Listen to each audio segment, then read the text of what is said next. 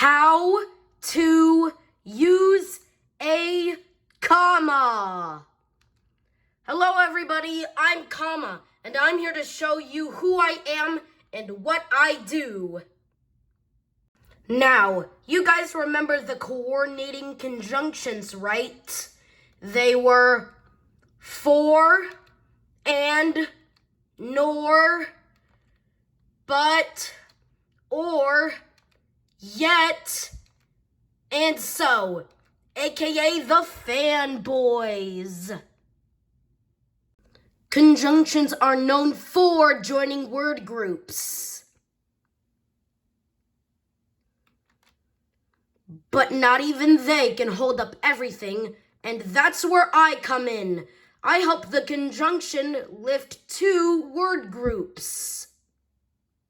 These word groups are called clauses, and we're not talking about Santa Claus, of course.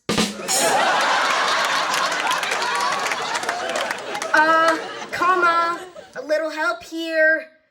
No worries, I'm coming.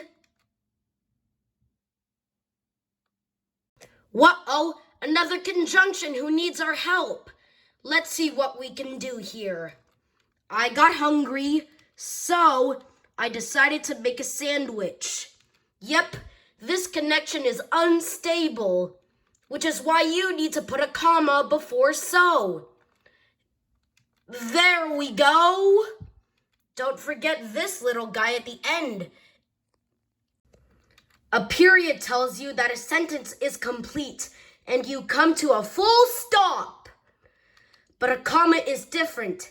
It tells you when to take a pause in the middle of a sentence, like an extra second for a quick breath.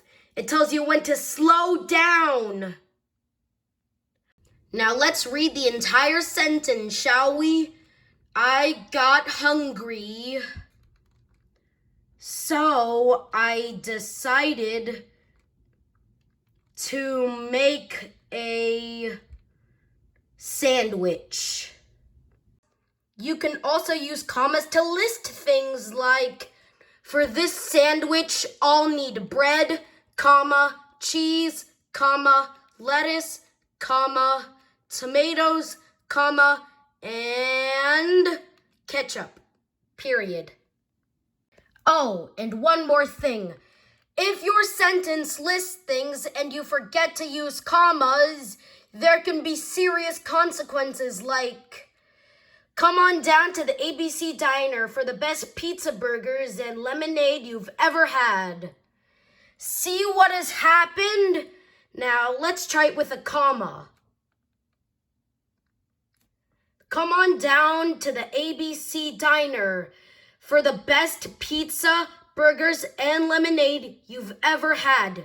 See the difference? That's all for now, but don't forget to like and subscribe.